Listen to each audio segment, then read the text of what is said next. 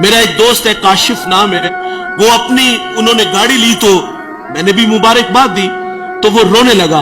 वो कहता कि हफीज साहब, एक जमाना था कि मेरे पास कुछ भी नहीं था, मेरी माँ बीमार हुई और गधा गाड़ी पे माँ को बिठा करके, मेरे पास किराया भी नहीं था, हॉस्पिटल ले आया, लेकिन माँ जिंदगी की बाजी हार गई। और वो कहते हैं कि आज सब कुछ है, गाड़ियां भी हैं, बंगले भी हैं, फैक्ट्रियां भी हैं, लेकिन आज माँ नहीं है। ये इंसानी फितरत है, जिसने खुशहाली देखी हो वो आरजू जरूर करता है कि काश कि आज मेरी माँ जिंदा होती।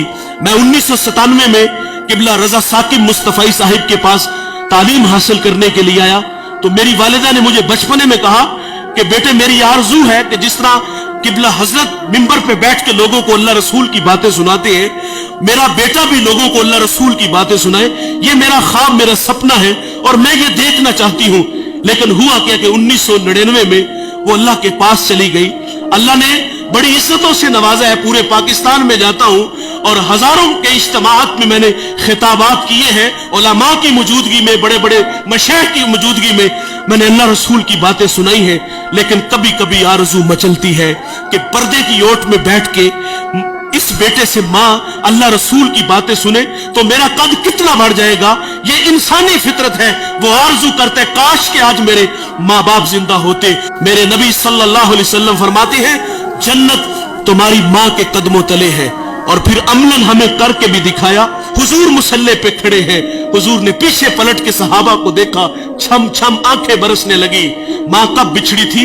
जब मेरे नबी की उम्र 6 साल थी। अबवा का टीला, ये एक छोटी सी बस्ती है जहां सैयदा आमिना रदी अल्लाह ताला अन्हा आके रुकती है।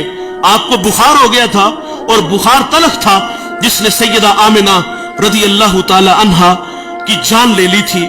सांसें टूटने लगी तो हजरत आमिना ने उम्मे ऐमन को कहा कि मेरे बेटे मोहम्मद को अमीर कुरैश तक पहुंचा देना।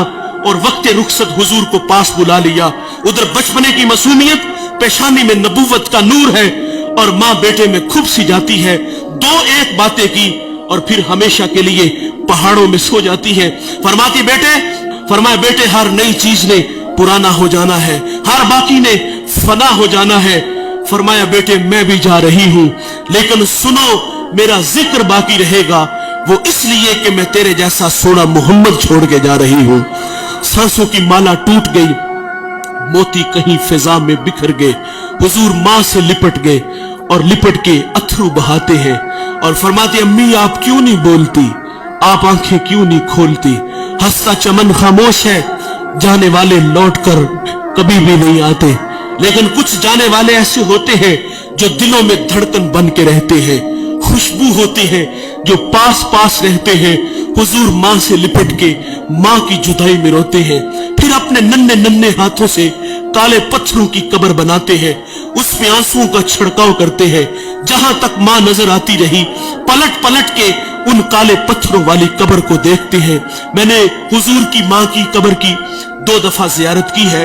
हम जब पहली दफा आपके मजार पे हाजिर हुए, ये मदीना से 350 किलोमीटर के फासले पर अबवा का टीला आता है।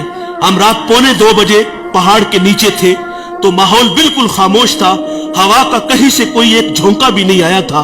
लेकिन जब सैयदा के कदमों में खड़े हुए तो यकीन जानो ऐसे लगता था कि अल्लाह ने जन्नत के 8 दरवाजे ही खोल दिए हो।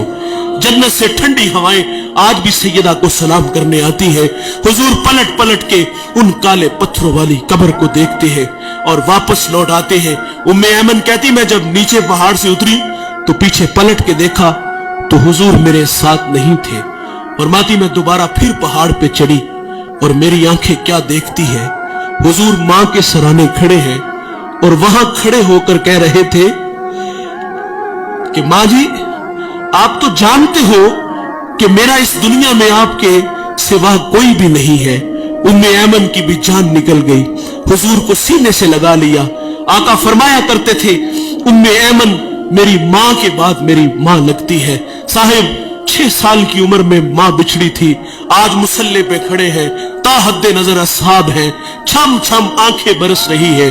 और फरमाया, सहाबा काश के आज मैं मोहम्मद की मां जिंदा होती, मैं तुम्हें नमाज इशा पढ़ा रहा होता, उसमें सूरत फातिहा की किरात भी कर चुका होता, फिर मेरी माँ को मुझसे कोई काम याद आ जाता, वो मस्जिद नबवी के दरवाजे पे आके कहती, इब्नी मुहम्मद, मेरे बेटे मोहम्मद मेरी बात सुनो।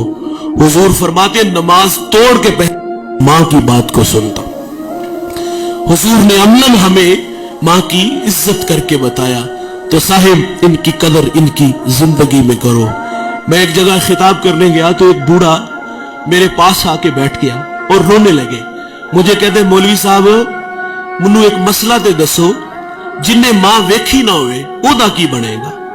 कहीं बचपन में मां बिछड़ गई, खिदमत का मौका ना मिला और आज आरजू कर रहा है काश मां होती तो मां की खिदमत करता। और मुझे वो नकम्मे और नलायक बेटे याद आए कि जिन्होंने माँ बाप को धक्के देके घर से निकाल दिया। और माँ बाप जो है वो जिल्लत और रुसवाई वाली जिंदगी गुजार रहे हैं। आज की इस बज़म में मैं और आप अज़म करें कि आज के बाद हम माँ बाप का दिल नहीं दुखाएंगे। माँ बाप नाराज हैं तो अभी जाके उनसे माजरत कर लें।